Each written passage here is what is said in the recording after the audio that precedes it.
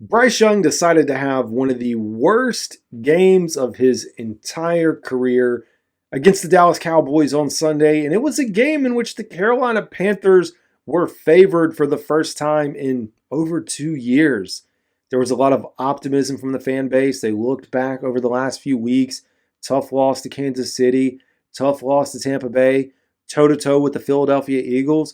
Bryce Young progressing every week, making really good throws, really good reads, protecting the ball, and then we get into Sunday and everything implodes. 4 turnovers, and statistically speaking, as far as turnovers, worst game of Bryce Young's NFL career. You may categorize this as one of the worst games in general. Maybe you go back to week 1 and say the game against the New Orleans Saints, that's at the top of your list.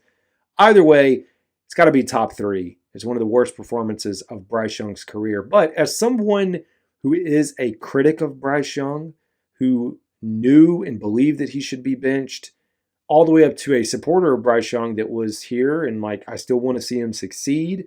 I really like what we've seen over the last few weeks. I see all these things happening, and so I understand fans that maybe now are going to come out and say, look, I told you, see, he's not the guy. But I think we have to pump our brakes. Take a minute, sit back and relax. Now, I don't think this is going to change anything. I don't think the Panthers are going to draft a quarterback next year.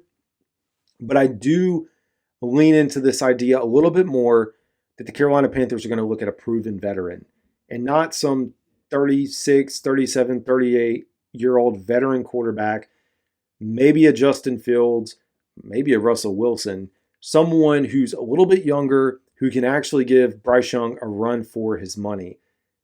When you look back at the performance today, I feel like football is a game of inches. Everyone knows that. You could start at square one with the first turnover. You can't turn the ball over in the red zone. You can't. It was a critical drive. Panthers were clicking. It felt like, okay, we've got something going. The run game, Chuba Hubbard, we were feeding him, and then it just fell apart just because Bryce didn't secure the ball. And as a quarterback, when you make the decision to run, you're either going to have to slide so you can't get hit, or if you're going to turn into a runner, firmly secure the ball so that you don't have a situation like that. And like we said, football is a game of inches. If that ball bounces to the left, if his knee goes down, if it bounces over into the lap of a Panthers player, totally different story. The outcome of the drive could have resulted in points, and yeah, we would have chalked it up as a fumble, but we wouldn't have been as concerned because we didn't lose the ball. But that was your first one. And then you look at the second, the interception, and I originally said that play is not on Bryce Young. When I watched it live, I said, well, that was a great play by the defender. He tipped it up, can't do anything about it. And then our man, Greg Olsen, Panthers legend, went back and broke it down, and he did a fantastic job of doing this on the broadcast. He didn't take it easy on Bryce. He said, look, they were in zone coverage. First receiver was covered up. Second receiver was covered up. Bryce forced the ball in there. Third receiver on the read and the route was open, and he was wide open. Bryce made the wrong decision, the wrong read. That's part of the reason that it led to the turnover. It's disappointing. You see later on in the game an additional fumble. Bryce has had some issues holding on to the football.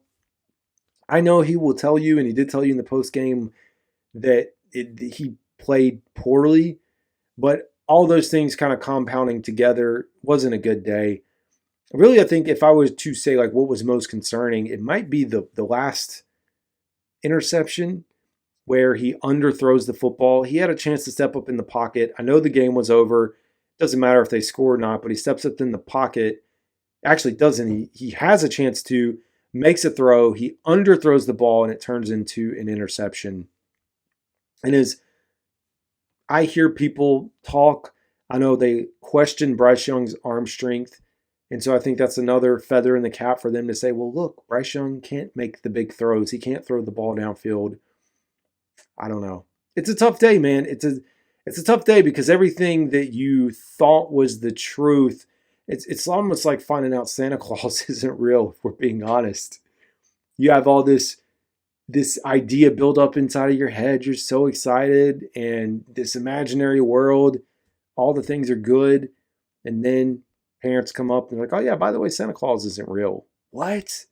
Oh yeah, and the Easter Bunny and whoever else, Tooth Fairy, all the things that you believe in are not real.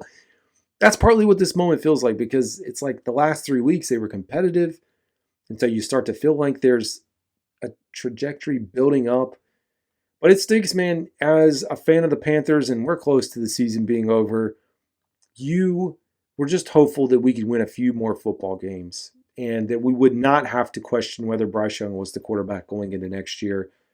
But I do think it's going to be a healthy competition. Whatever decision Dave Canales and Dan Morgan choose to do, it doesn't feel like we are in a position right now to draft a quarterback because we have way too many more needs.